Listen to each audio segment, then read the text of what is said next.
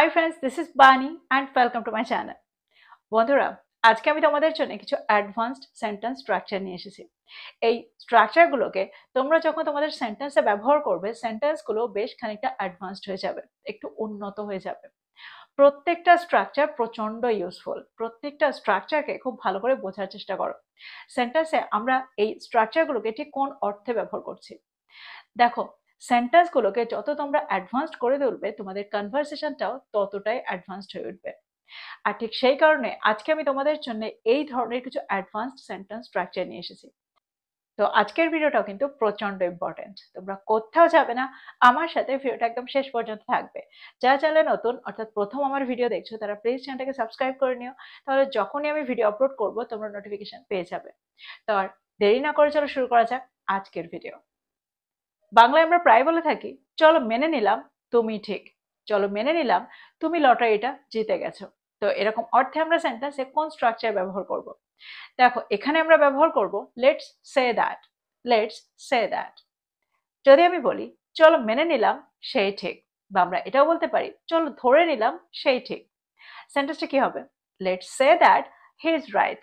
Let's say that he is right.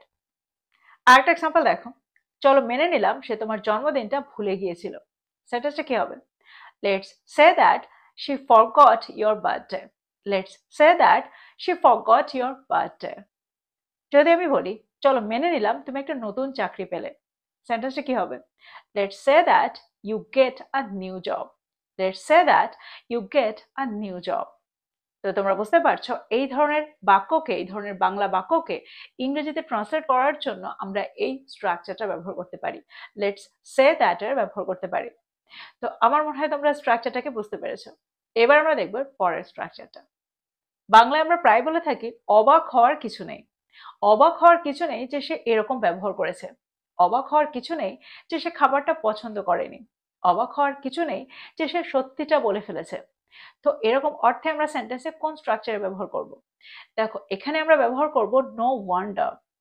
যখন সেন্টেন্সে আমাদের অর্থ করতে হবে অবাক হওয়ার কিছু নেই। এক্সাম্পল দেখো, যদি আমি বলি অবাক হওয়ার কিছু নেই যে সে ক্লান্ত, সে সারা রাত কাজ করেছিল।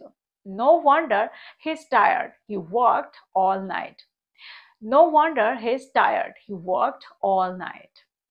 আরেকটা এক্সাম্পল দেখো, অবাক হওয়ার কিছু নেই যে সে রেগে আছে, তুমি তার ফোনটা ভেঙে ফেলেছো। সেন্টেন্সটা কি হবে? No wonder he is angry, you broke his phone. No wonder he is angry, you broke his phone. যদি আমি বলি এতে অবাক হওয়ার কিছু নেই যে সে পাশ করেছে, সে অনেক পড়াশোনা করেছিল। It's no wonder he passed the exam, he studied a lot. It's no wonder he passed the exam, he studied a lot. তো তোমরা বুঝতে পারছো নো ওয়ান্ডারের অর্থ।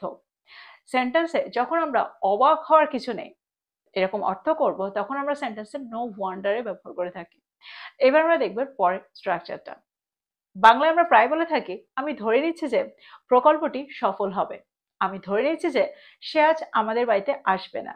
আমি ধরে নিচ্ছি যে তারা আমাদের পাশে দাঁড়াবে না। তো এরকম অর্থে আমরা সেন্টেন্সে কোন স্ট্রাকচার ব্যবহার করব? এখানে আমরা ব্যবহার করব I take it that. I take it that. আমি ধরে নিচ্ছি যে সে পরিকল্পনাটি সম্পর্কে জানে। I take it that he knows about the plan. I take it that he knows about the plan. যদি আমি বলি আমি ধরে নিচ্ছি যে সে আমাদের সাথে আসছে না, তাহলে সেন্টেন্সটা কি হবে? I take it that she is not coming with us.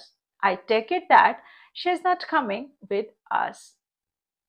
পরের সেন্টেন্সটা দেখো, আমি ধরে নিচ্ছি যে তুমি ফলাফলটিতে খুশি। সেন্টেন্সটা কি হবে? I take it that you are happy with the result.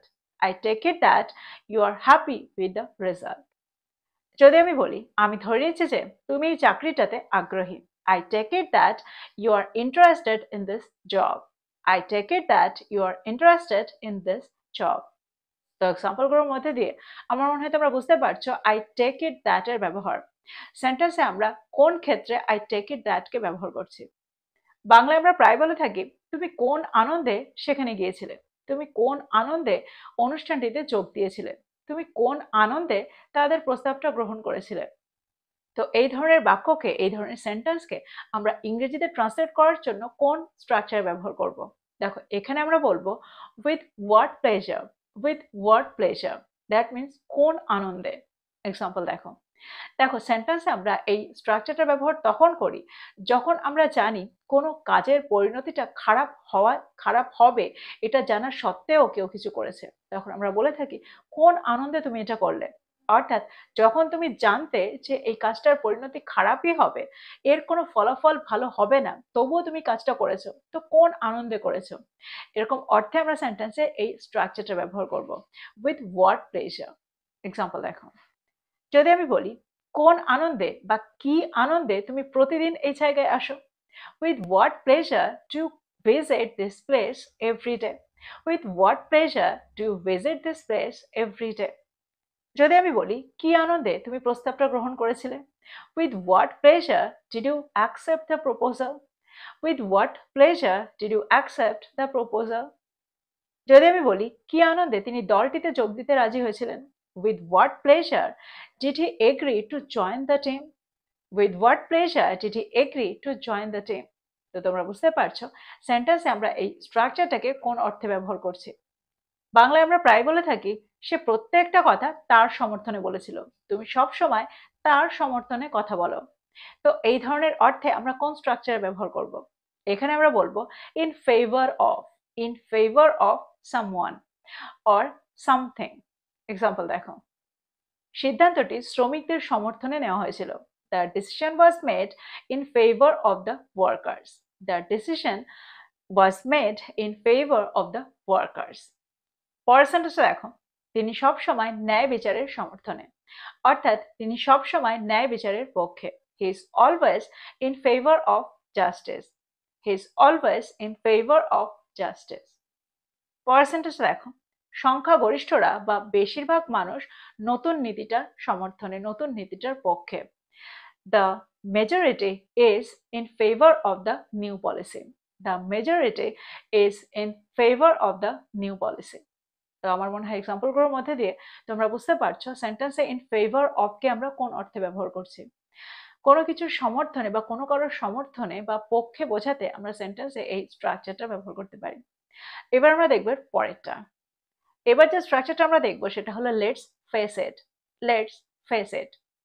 দেখো স্ট্রাকচারটা ব্যবহার আমরা সেন্টেন্সে তখন করি যখন কোনো হার্শ ট্রুথ বা অবভিয়াস রিয়ালিটিকে অ্যাকসেপ্ট করতে হবে, মেনে নিতে হবে, তখন আমরা সেন্টেন্সে এই স্ট্রাকচারটা ব্যবহার করে থাকি। চলো মেনে নেওয়া যাক, চলো স্বীকার করে নেওয়া যাক, এরকম অর্থে আমরা সেন্টেন্সে লেটস ফেস ইটের ব্যবহার করে থাকি। দেখো স্ট্রাকচারটা জায়গায় আমরা আরো অনেক স্ট্রাকচার ব্যবহার করতে পারি। For example, to be honest, let's admit it. অথবা আমরা ব্যবহার করতে পারি the truth is, to be fair. এই স্ট্রাকচারগুলোর ব্যবহার আমরা করতে পারি, এগুলো হলো সিমিলার স্ট্রাকচার। অর্থাৎ লেটস ফেস ইটের জায়গায় আমরা এই স্ট্রাকচারগুলোরও ব্যবহার করতে পারি। এক্সাম্পল দেখো, চলো স্বীকার করে নেওয়া যাক আমরা একটা ভুল করেছিলাম, let's face it, we made a mistake, let's face it, we made a mistake. আমরা এখানে এটাও বলতে পারি let's admit it, we made a mistake. তো তোমরা বুঝতে পারছো আমরা কোন অর্থে এই স্ট্রাকচারটা ব্যবহার করতে পারি।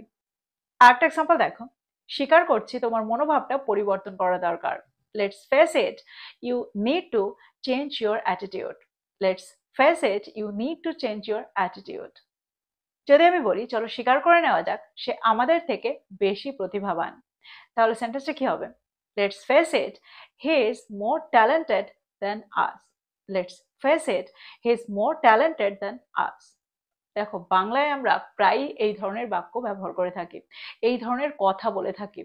তো ইংরেজিতে এই ধরনের বাক্যকে ট্রান্সলেট করার জন্য আমরা স্ট্রাকচারটার ব্যবহার খুব সহজেই করতে পারি।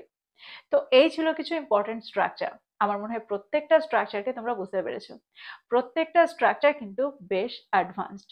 এই স্ট্রাকচারগুলোকে নোট ডাউন করো আর এগুলো দিয়ে সেন্টেন্স তৈরি করো আর সেগুলোকে তোমাদের কনভারসেশনে ব্যবহার করো। যত তোমরা এগুলোকে ব্যবহার করবে তোমাদের কনভারসেশনটা আরেকটু অ্যাডভান্সড হয়ে উঠবে। তো এই ছিল আজকের ভিডিও, এই ছিল আজকের টপিক। ভিডিওটা ভালো লাগলে লাইক করতে ভুলে যেও না, বন্ধুদেরকে শেয়ার করো যারা ইংরেজি শিখছে। So this is all about today. I will be back with another video. Till then, take care. Thank you for watching this video. Bye bye.